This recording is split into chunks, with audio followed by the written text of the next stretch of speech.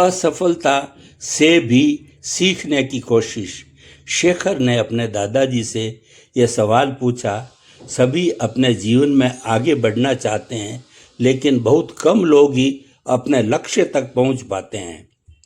अगर अपने लक्ष्य तक पहुंचना है तो क्या करना चाहिए? शेखर स्नातक अंतिम वर्ष का छात्र है और प्रतियोगिता परीक्षा की तैयारी कर रहा है। उसने दादाजी प्राइमरी स्कूल से रिटायर्ड शिक्षक है। उन्होंने शेखर का सवाल सुनने के बाद कहा, अपने लक्ष्य तक पहुंचने के लिए व्यक्ति को सबसे पहले खुद को असफलताओं को स्वीकार करने के लिए तैयार करना चाहिए। दादाजी का जवाब सुनने के बाद शेखर ने पूछा, मैं आपकी बात समझ नहीं पाया। आखिर अपने आप को असफलता के लिए तैयार कर सफलता कैसे पाई जा सकती है? शेखर का सवाल सुनने के बाद दादाजी ने कहा, इस बात को मैं तुम्हारा ही उदाहरण देकर समझाता हूँ। तुम इस प्रतियोगिता परीक्षा की तैयारी कर रहे हो। तुम अगले वर्ष होने वाली परीक्षा में बैठोगे। तुम यही सोचकर बैठोगे कि तुम्हें सफलता मिलेगी।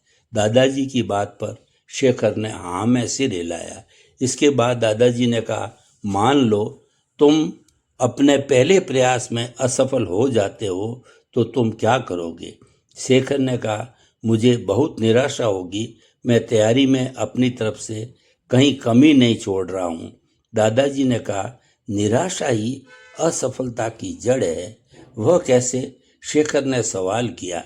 दादाजी बोले, तुम्हें लगता है कि तुम्हारी तैयारी मुकम्मल है, लेकिन परीक्षा तो दूसरे की इच्छा पर निर्भर है।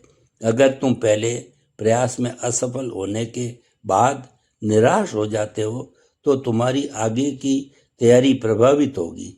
अगर तुम असफलता को अपनी कमियों को दुरुस्त करने का मौका मानोगे, तभी आगे की तैयारी में उन्हें दूर कर पाओगे।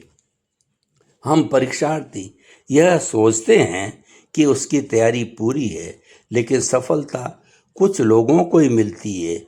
ये वही लोग होते हैं जो अपनी असफलता से सीखते हैं और दूसरों की असफलता से भी सीखने की कोशिश करते हैं।